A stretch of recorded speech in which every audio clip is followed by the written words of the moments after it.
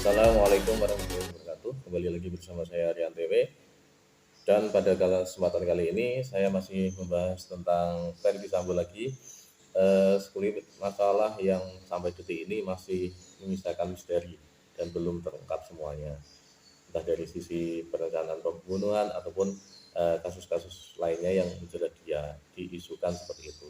Dan pada kesempatan kali ini saya masih membahas tentang proses rekonstruksi kemarin, bahwa di dalam rekonstruksi ya ini diberitakan ada kemarin banyak eh, terungkap kasus tentang pelecehan ataupun perselingkuhan antara Kuat Ma'ruf dengan Putri Chandrawati, dan sampai akhirnya terjadi proses atau rencana pembunuhan Verdi Sambo. Jadi dalam mereka adegan ini dalam diberitakan dari TV One ya, dalam di sini eh, diberitakan bahwa sebelum terjadi pembunuhan ya,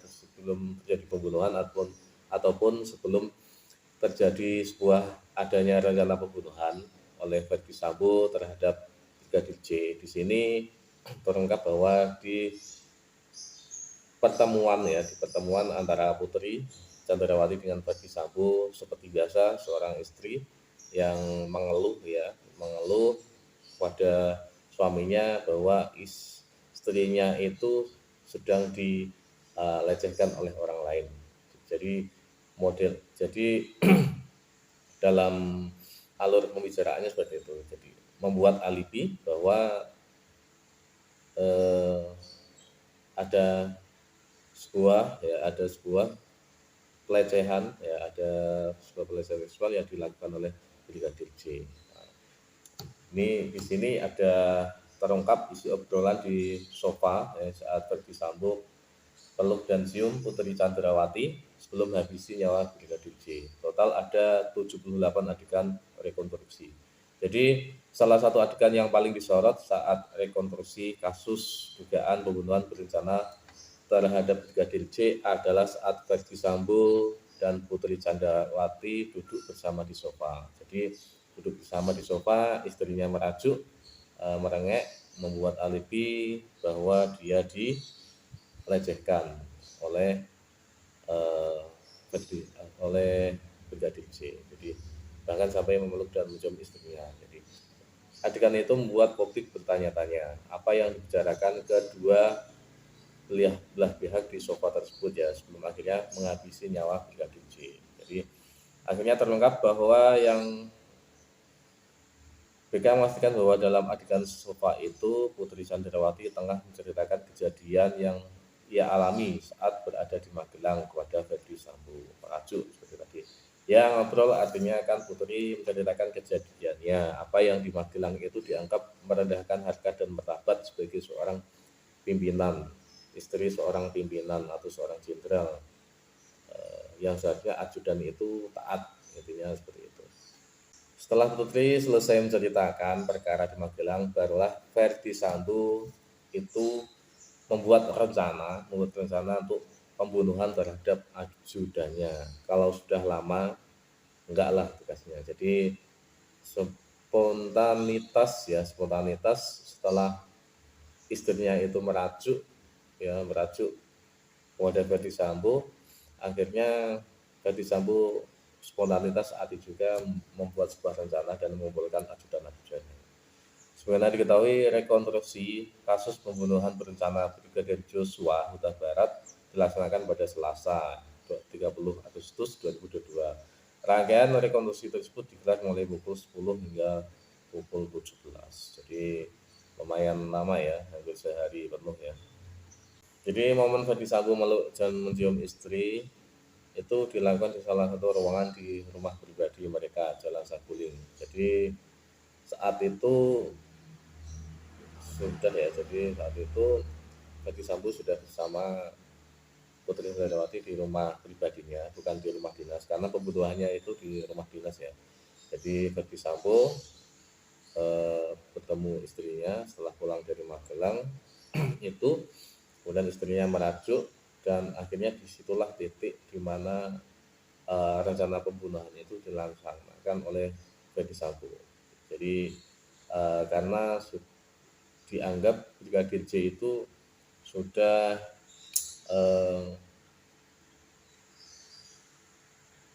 sangat kurang ajar.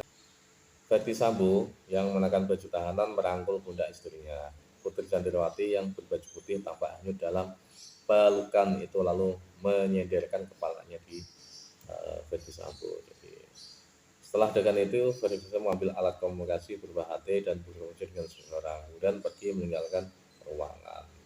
Dari situlah terjadi rencana ya. Jadi berikutnya Verdi Sambo memanggil Baradae dan Brigadir Rizal. Dalam adegan ini diduga mereka telah merencanakan pembunuhan terhadap Brigadir J. Jadi ternyata ada ya, ini ada adegannya. Dalam adegan itu ada plannya, rencana pembunuhan ya, rencana pembunuhan mulai dari awal itu sebuah alibi. Putri Candrawati merajuk membuat alibi bahwa dilecehkan harkat dan martabatnya oleh seorang ajudan. Kemudian setelah itu Verdi Sambo membuat rencana dan mengumpulkan para ajudannya.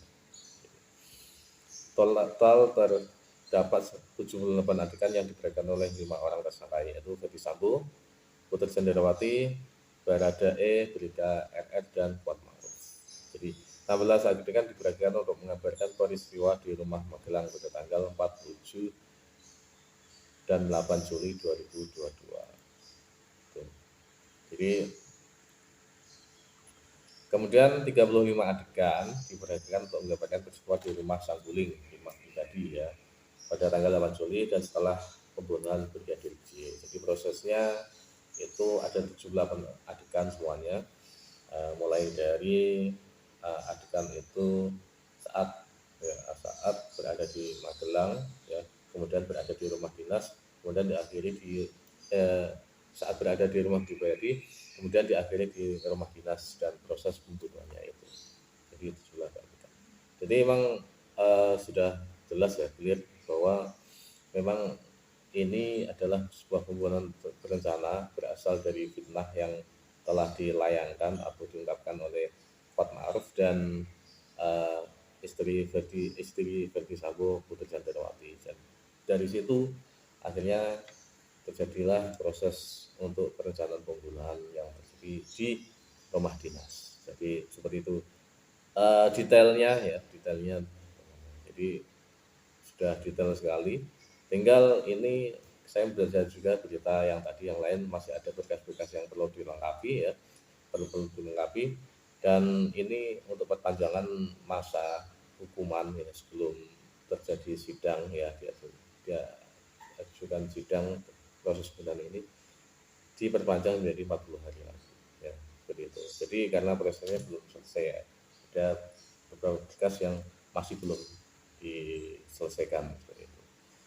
Baik, semoga kasus ini juga clear ya, kasus tentang pembunuhan ataupun kasus-kasus yang lain yang menjerat Verdi Sambo, dan semoga semuanya profesional, tidak ada yang menutup-nutupi. Seperti saya membaca berita kemarin, dari awal pemberitaan ini memang terjadi alur cerita yang sangat berbeda ya, sangat berbeda, berubah-ubah karena ada beberapa polisi yang memang menghalang-halangi dalam proses penyelidikan. Jadi ditutup-tutupi, tapi dari sinilah kekuatan para netizen di Indonesia mendesak akhirnya viral dan kejadian ini bisa clear sampai sekarang dan masih proses sedikit lagi dan akhirnya terungkap juga seperti itu.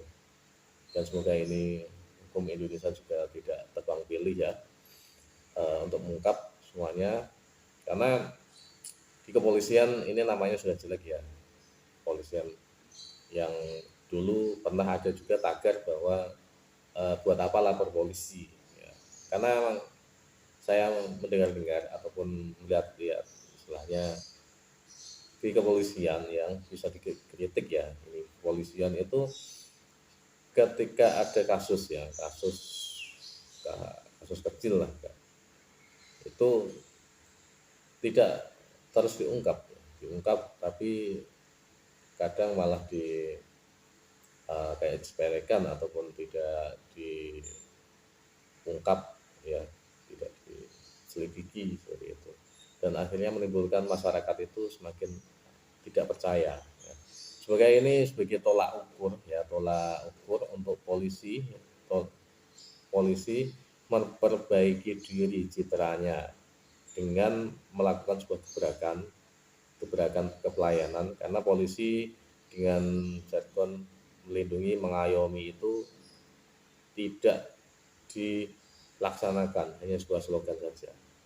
Jadi semoga dari adanya kejadian ini, titik balik yang kita dapatkan di masyarakat adalah polisi bisa dipercaya lagi dan menyelesaikan walaupun kasus-kasus kecil gitu. Dan masalah ya KKN, sebenarnya masalah KKN ini juga seperti ada tilang pembayaran, itu juga sebenarnya ada kesalahan dari sisi polisinya dan juga dari masyarakatnya yang ingin cepat selesai, tapi polisinya juga ingin mendapatkan uang, akhirnya klop. Tapi kalau di sini kita cuma menyalahkan polisinya saja, itu tidak fair, karena masyarakat juga kayaknya ingin ambil enaknya saja. Jadi terjadi kasus sebenarnya kasus pelanggaran di jalan, akhirnya membayar. Itu juga masyarakat yang model-model seperti ini juga akan terlibat dan mereka mencaci tapi melakukan, intinya seperti itu ya. Semoga kita masyarakat juga lebih semacam mematuhi peraturan, kemudian menjalankan peraturan itu, dan kalau ditilang jangan menyogok polisi seperti itu. Guys, semoga ini bisa bermanfaat ya kita pada pagi hari ini. Dari saya, assalamualaikum warahmatullahi wabarakatuh.